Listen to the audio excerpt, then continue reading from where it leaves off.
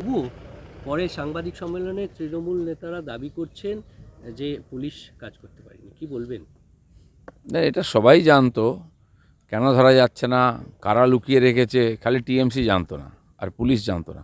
Court কখন বলেছে যে তাকে অ্যারেস্ট করা যাবে না? কোর্টই বলছে ধরে নিয়ে আসো শয়তানটাকে। কিন্তু টিএমসির লোককেও বিভ্রান্ত করছে এবং কোর্টকেও বিভ্রান্ত করছে, তাই আদালতকে বাধ্য হয়ে এটা বলতে হয়েছে যে আমরা কখনো আটকাইনি। এখন ওনারা কথা দিয়েছেন 7 দিনে নাকি ধরে দেবেন, দেখা যাক। নওশাদ সিদ্দিকী আজ যাচ্ছেন সন্দেশখালি, কি বলবেন? যাওয়া উচিত। এখানে বড় ডায়লগ না দিয়ে ওখানে একবার লোক কী বলছে শুনুন গিয়ে। কেন ওদের নেতাদের বাড়ি থেকে বার করে নিয়ে এসে জুতো পেটা করা হচ্ছে? টিএমসির যে কীর্তি, প্রত্যেকটি নেতার কাছে এই লোকে এরকম প্রত্যাশা চাইছে যারা একদিন অত্যাচার করেছে। সাউন্ড আসছে না? এদিকে বলছে কিছুই হয়নি, কোনো এফআইআর নেই, আর বাড়ি থেকে ডেকে ডেকে নিচে টাকা ফেরত দেওয়া হচ্ছে। কার জমি, কার টাকা, কার পুকুর সব দখল করে রেখেছে। এখন মানা হচ্ছে, একটা এফআইআর পুলিশ নেয় না কারোর বিরুদ্ধে, কারণ শাহজাহান না বললে পুলিশ হবে না। তো পাঁঠার ইচ্ছায় তো কখনো কালী পুজো হয় না। আজ যখন এফআইআর নেওয়া শুরু হয়েছে, ডজন ডজন এফআইআর শুরু হয়ে গেছে। ডিজিকে ডেলি জার্নি করতে হচ্ছে, ডেলি প্যাসেঞ্জারি করতে হচ্ছে। কেন এই পরিস্থিতি তৈরি হলো? গ্রামগঞ্জের মানুষ কী অবস্থায় আছে? গায়ের জোরে মিডিয়াকে চমকে, বিরোধীদেরকে চমকে কদিন চুপ করে রাখা যাবে?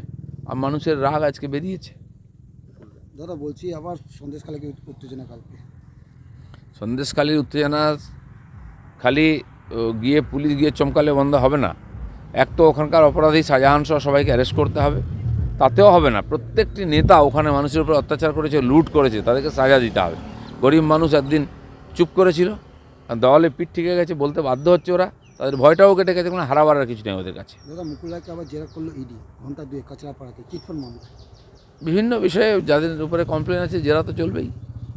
দাদা, এবার কতগুলো প্রশ্ন, সেটা হচ্ছে আমাদের চ্যানেল 24 ঘন্টাকে গতকাল নুসরাত জাহান একটা এক্সক্লুসিভ ইন্টারভিউ দিয়েছেন।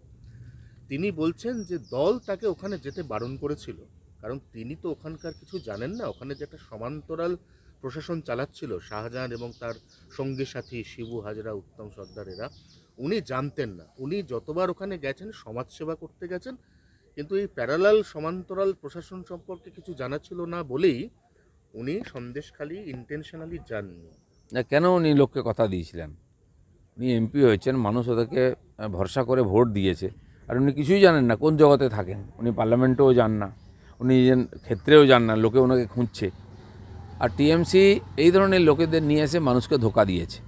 আবার যখন তারা ভোটে দাঁড়াতে চাইছেন না, কারণ তাদের লাইফস্টাইল আর এই রাজনীতির সঙ্গে মেলে না, তারাও বাধ্য। তারা যে কাজ করেন সিনেমা ইত্যাদি, তাতে সময় দিতে হয়, সেটা একটা পেশা, 24 ঘন্টার কাজ।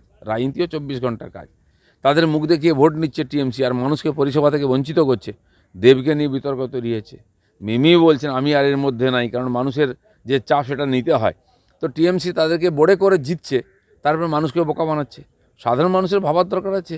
দেবদেবী দেখে, সুন্দর মুখ দেখে যদি ভোট দেন, তাহলে এই ধরনের ঘটনাই ঘটবে বারবার। আমি টিকিট পাই বা না পাই, আমি আর বসিরহাটের সাংসদ থাকি বা না থাকি, দিদি সবাইকে দেখবেন, দিদি মহিলা, ওনার সব দিকে নজর আছে। নুসরাত জাহান। দিদি মহিলা বলেই তো মহিলাদের দুর্দশা হয়েছে, বছর পর বছর অত্যাচারিত হয়েছেন। উনি একজন মহিলা, ওনার দায় নেই মহিলাদের কথা শোনা? উনি যদি নিজেকে আলাদা বলছেন, তো গিয়ে ওখানে কথা বলা উচিত, কেন বলেননি? Thank you. থ্যাংক ইউ দা বলো।